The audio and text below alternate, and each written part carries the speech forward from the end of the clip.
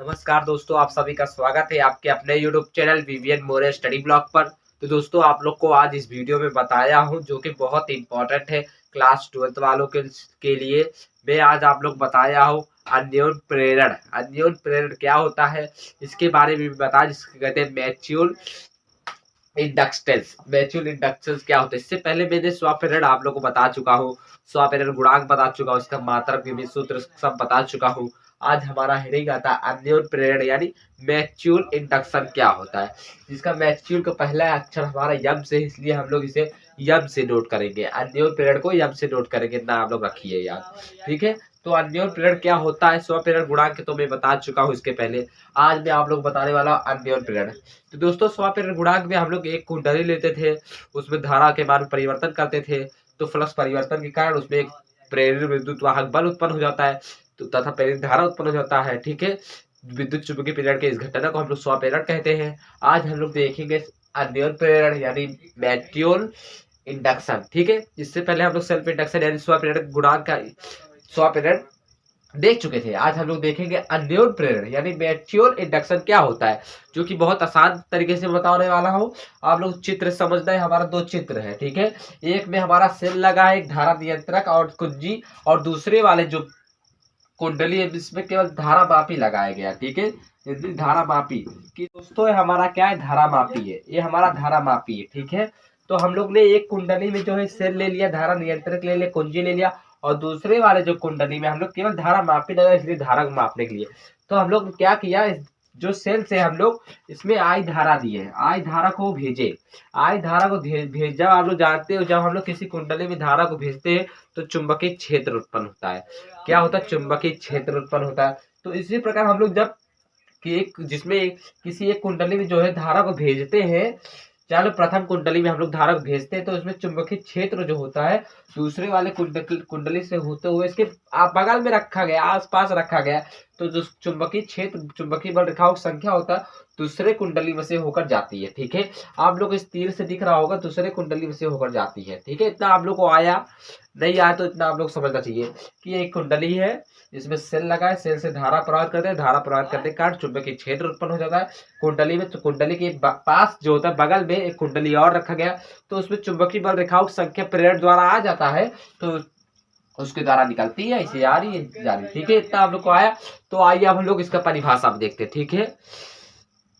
तो क्या किया गया है, जब दो कुंडली को पास पास रखा जाता है, ठीक है, जब दो कुंडली को पास पास रखा जाता है तो एक कुंडली में धारा प्रवाहित करते हैं।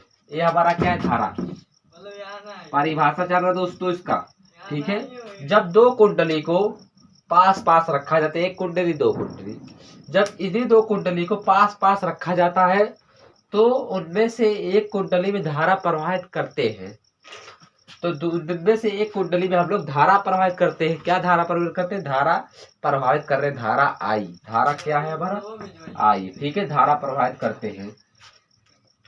अगर हम इसी धारा के मान को परिवर्तन करें यानी डेल्टा आई कर दें, डेल्टा माने परिवर्तन, यदि हम इसी कुंडली में धारा के मान में परिवर्तन करें, धारा के परिवर्तन का मतलब होता है यदि आप लोग धारा घटाओगे या फिर बढ़ाओगे।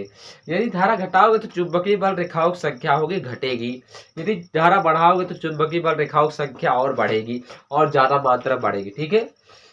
तो हम लोग यदि किसी कुंडली में, यदि दो कुंडली को पास पास रखते हैं तो उनमें से किसी एक कुंडली में धारा प्रवाहित करते हैं, या अर्थात धारा का मान परिवर्तन करते हैं, धारा को कम करते हैं, ज्यादा करते, बढ़ाते, घटाते, जो भी कहिए आप, धारा को घटाते और बढ़ाते, तो दूसरे कुंडली में जो है चुंबकीय फ्लक्स के कारण, चुंबकीय फ्लक्स के कारण, ठीक है, दूसरे कुंडली में चुंबकीय फ्लक्स के कारण उसमें जो होता है प्रेरित विद्युत वाहक बल उत्पन्न हो जाता है। तो दूसरे कुंडली में चुंबकीय फ्लक्स के कारण प्रेरित विद्युत वाहक बल उत्पन्न हो जाता है तथा प्रेरित धारा बहने लगती है। जब प्रेरित विद्युत वाहक बल उत्पन्न होगा तभी ना प्रेरित धारा बहेगा। तो दूसरे कुंडली में प्रेरित धारा बहने लगती है।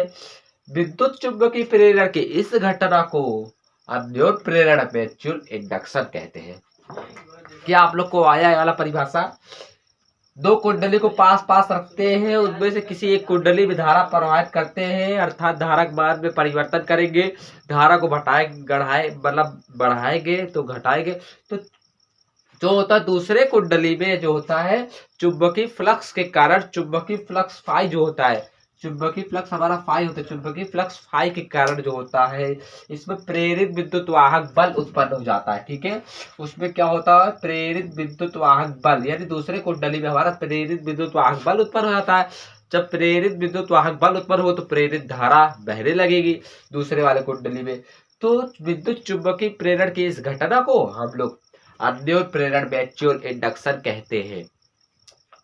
तो इस प्रकार हमारा अन्योन्य प्रेरण का परिभाषा है। तो आइए लिखा हुआ आप लोग बताता हूं। ठीक है, तो क्या लिखा गया है, जब दो कुंडली को पास पास रख कर उनमें से किसी एक कुंडली में धारा प्रवाहित करते हैं, तो दो हमारा तो कुंडली है उनमें से किसी एक में धारा प्रवाहित करते हैं, तो हम लोग धारा प्रवाहित किए। ठीक है, या धारा का मान परिवर्तन करते हैं, अर्थात क्या करते हैं धारा के मान को बढ़ाते हैं और घटाते हैं, धारा के मान परिवर्तन करते हैं, तो दूसरे वाली कुंडली में फ्लक्स परिवर्तन के कारण दूसरा कुंडली इसमें फ्लक्स परिवर्तन फाई के कारण जिससे द्वितीय कुंडली में प्रेरित विद्युत वाहक बल ई उत्पन्न हो जाता है तथा इस कारण प्रेरित धारा बहने लगती है। विद्युत चुंबकीय प्रेरण के इस घटना को हम लोग अन्योन्य प्रेरण म्यूचुअल इंडक्शन कहते हैं। कौन सा इंडक्शन? म्यूचुअल इंडक्शन, यानी ये से हम लोग नोट करेंगे किसको, अन्योन्य प्रेरण में। आने वाले वीडियो में आप लोग बताऊंगा अन्योन्य प्रेरण क्या होता है, अन्योन्य प्रेरण गुणांक क्या होता है। ठीक है, इसको भी आप लोग बताने वाला हूँ। तो आप लोग को अन्योन्य प्रेरण समझ में आ चुका होगा, अन्योन्य प्रेरण समझ में आ चुका। आने वाले वीडियो में आप लोग को अन्योन्य प्रेरण गुणांक मिलेगा। अगर आप लोग को समझ में आया हो तो कृपया करके वीडियो को लाइक करें, चैनल को सब्सक्राइब करें, ज्यादा से ज्यादा शेयर करें। मिलते हैं नेक्स्ट वीडियो, तब के लिए जय हिंद जय भारत।